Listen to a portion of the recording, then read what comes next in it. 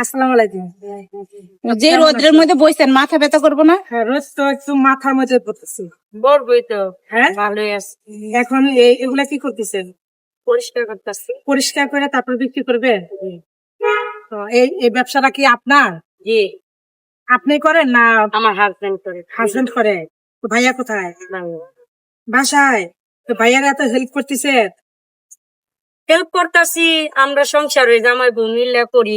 মনে করেন এ মাল আনে আমি যদি মিলে বিক্রি করি। দুইজনে মিলে আনে?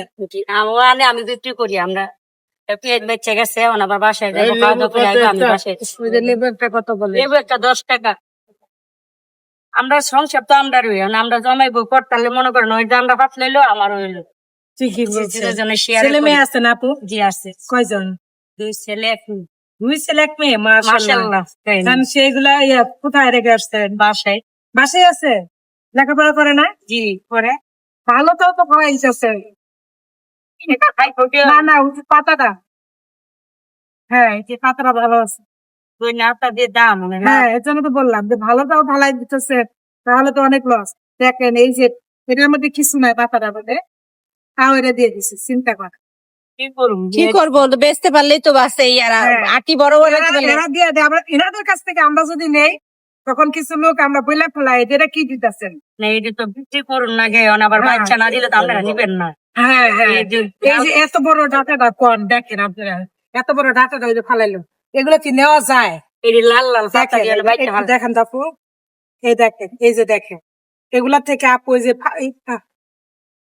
হ্যাঁ দেখেন এগুলো বাঁচতিছে, এগুলো পাতাগুলা মানে ময়লাগুলা যেগুলা একটু নষ্ট নষ্ট হয়েছে ফালাই দিয়েছিল, এইরকম ডাটা সহ কোন দিন বা এইগুলো দেয় হলো কেউ যে আপনার কৃষকরা দিয়ে দেয়, আপুরা কিন্তু আবার ঠিকই ফালাই দিচ্ছে, আমাদেরকে ভালো জিনিসটাই দিচ্ছে, তাই না আপু? জি, আমরা ভালো জিনিসটাই পাচ্ছি, কিন্তু ওনারা কিন্তু ভালো জিনিসটা আনতে পারতেছে না, টাকা দিয়ে আনছে, কিন্তু আমাদের দিতে গেলে তখন তো একটু কষ্ট হয়ে যায় আপুদের, তাই না?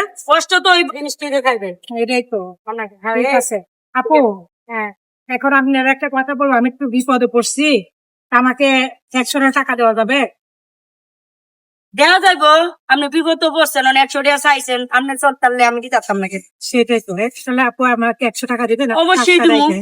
বিপদ বসছেন, 100 টাকা দিতাম নাকি নিজে। আচ্ছা, মাশাআল্লাহ। আপু আপনি কি রাগ করছেন? না, এটা আমি খুশি মতন দিছি। হ্যাঁ? নাই লাগে আপনি যদি দাবি থাকে? না, কোনো দাবি নেই। দাবি নাই তো? না, আমার কোনো দাবি নেই।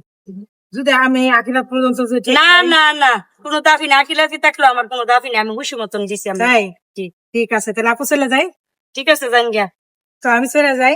আচ্ছা, সমস্যা নাই। আর এই যে আপু আমার 100 টাকা দিচ্ছে, এই আপনার হলো বাজার, এগুলো সব বিক্রি করে, তারপরে কিন্তু সে সারা দিন রাত 24 ঘন্টা মনে করেন তারা স্বামী স্ত্রী ইনকাম করে, কষ্ট করে, আর সেখান থেকে আমাকে 100 টাকা দিয়ে দিচ্ছে, কত বড় মানবিক একটা পরিচয় দিচ্ছে আপু।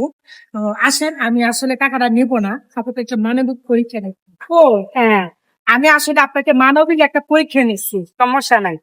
বিপদ পড়লে আমরা মহিলা, আমরা বিপদ পড়লে আমরা বুঝতে হইব না। হ্যাঁ হ্যাঁ, অবশ্যই বুঝতে হইব। তারপর আপু সবাই কিন্তু দেশের বাড়ি কোথায়?